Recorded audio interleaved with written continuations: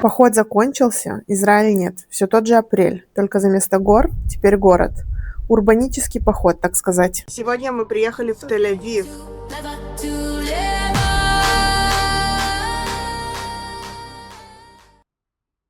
Мы давно жили в Израиле, и есть такие места, которые мы всегда оставляли на потом. Нам всегда казалось, что мы еще успеем к ним вернуться. Например, Шука Пеш-Пешим или метро в Тель-Авиве. Но если быть честной, то метро в Тель-Авиве открыли в тот самый год, когда мы уехали из Израиля, в 23-м году. Но желание покататься на нем у нас оставалось всегда, и поэтому на этот раз мы решили не упускать такой возможности. На самом деле это не совсем метро, это больше трамвай. В общем, можно сказать, это гибрид трамвая и метро. Конечно, работы еще не закончились, так как открылась только одна линия, красная.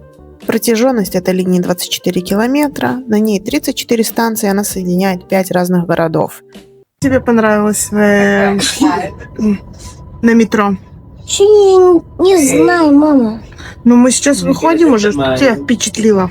Я еще не знаю, мама. Тебя впечатлило? Скорость. На метро, скорость на метро. Что тебя впечатлило в метро? Ничего. Абсолютно? Да. А скорость? Скорость. Молния.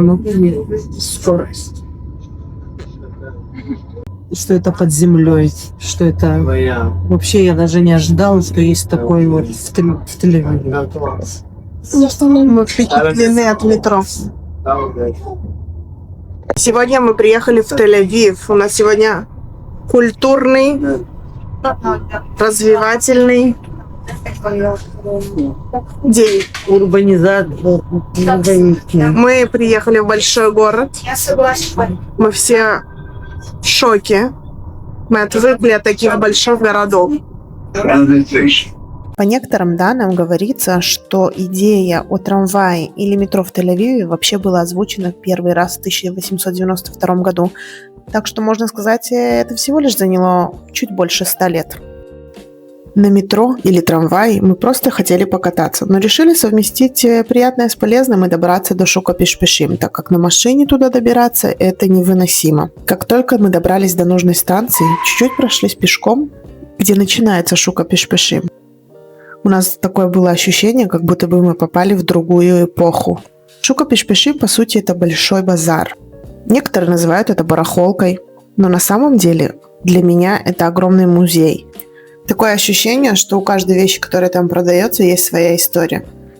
Я думаю, что здесь можно найти все. Старые вещи, пластинки, современные непонятные предметы. Я думаю, что здесь может каждый найти себе что-то по душе. И не обязательно что-то материальное. Возможно, просто почувствовать такое приятное чувство ностальгии. К нам на лодку такой пойдет? Игрушка. Ну-ка, встань возле штурвала. Смотри, мама, игрушка. Угу. Ев, смотри штурвал. Где? Ну, Лёв, это же прикольно. О, мама, смотри, шпага. Минуточку истории. Раньше здесь были крестоносцы. До Шука Пеш-Пешим они, конечно, не дожили. Чуть позже это место принадлежало Османской империи, и там был большой рынок. После Османской империи решили много не менять. Это было удобное место для рынка, тем более что Яффа было портовым городом. Туда приходили за тканями, специями, мебелью. В принципе, примерно как и сейчас. Каким мы рынок знаем сейчас, он стал в период британского мандата. Твои ощущения до сих пор? Я хожу, как будто я их вижу. Такие пока что. Неизвестные? Да. Лёва? Ага. Давай свои ощущения. На базаре? Да, на барахолке. Мне очень нравится, я куплю себе Джордан. Потому что Барахолка мне очень нравится. Да? Да? В начале 2000-х мэрия Тель-Авива и Министерство туризма занялись реставрацией этого района. Был создан центр, который служит пространством для выставок, ярмарок и всяких представлений. Начали открываться кафешки, рестораны, бары.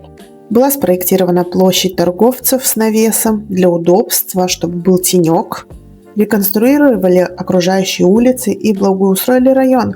Сделали они потрясающую работу и превратили этот район в один из самых крутых районов мира. по мнению журнала Time Out на 2018 год. Журнал Time Out на тот момент опубликовал 50 самых крутых районов мира, и район Шука-Пиш-Пишим занял 16 место.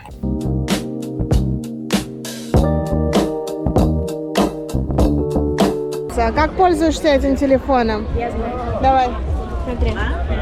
Если ты хочешь набрать 2, ты вот так вот берешь 2, до вот этой штучки и так отпускаешь. если 9? То берешь 9, и так ты хочешь, да, и всё.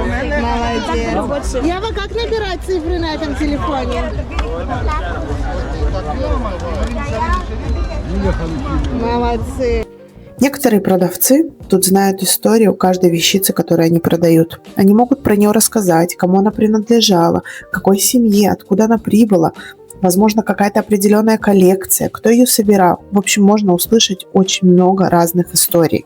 А есть такие продавцы, которые продают вещи, которые, возможно, он нашел вообще на улице, но он про них рассказывает такую историю, что тебе верится, что он ее вот прожил, хотя на самом деле ее только что выдумал. А есть просто продавцы, которые продают всякую чушь. Но это по мне, конечно.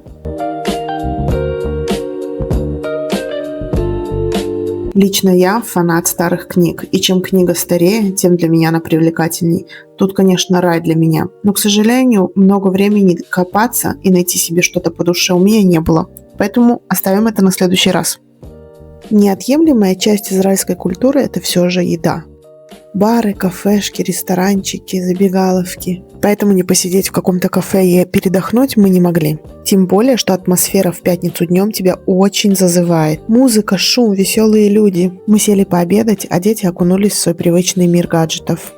Мы нашли еще один магазин, который напоминает музей. Не знаю почему, но он понравился мне больше всех. Таких магазинов несколько, по Шука-Пиш-Пишим, они разбросаны по разным уголкам. То, что в них особенно, это то, что каждая витрина рассказывает свою историю. Там можно найти разные вещи. Например, куклу без туловища или чемоданы, которые точно уже устали путешествовать и переезжать. Тут есть настолько странные вещи, что даже иногда не хочешь задумываться, для чего они вообще предназначались. Это и прекрасно. Тут вещи эксклюзивные, они единицы, они не повторяются. И если вы найдете вещь в 2 экземплярах, наверное, вы счастливчик. На мое большое удивление, детям тоже очень понравилось. Они ходили между прилавками, спрашивали постоянно, что это, что это. Они настолько кайфовали от того, что они могут ходить, рассматривать, все трогать, смотреть. И никто им не скажет «нельзя, поставь на место». Для них было много открытий, и они получили много новой информации. Такие места могут показаться одним большим хаосом, не идеальным, не отполированным. Но именно это делает их живыми. Где-то на просторах интернета я слышала, что по пятницам в конце рабочего дня многие вещи выставляются на улицу. Другими словами, это просто выбрасывается. Говорится о том, что кто умеет искать, у него достаточно есть терпения, то может найти крутые находки. Ты из мультфильма, ты помнишь? Да. Где ты в Макдональдс? Это Макдональдс, помнишь? Я не помню.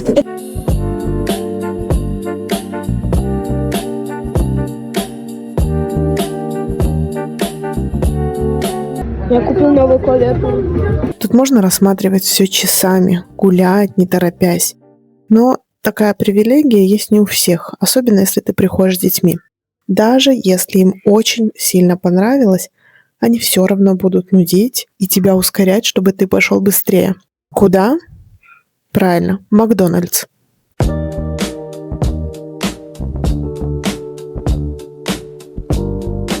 Она меня бесит, она, когда заходит в такие магазины, она говорит, да, сейчас уже уходим, и, там еще что-то находит на полчаса. Она, знаешь, тоже что говорит? Что я прощаюсь и не ухожу, как англичанка. Ну, пока и продолжаю. А сама такая же. Буквально через пару часов зайдет шаббат. Шук уже закрывается, магазины тоже, поэтому мы направились в метро-трамвай по дороге обратно домой. Уставшие дети, довольные и уставшие мы. Было очень круто. А это небольшая площадь между Гиватаимом и Рамат-Ганом. Там куча голубей, которых можно покормить и получить птицетерапию, а для детей восторг обеспечен.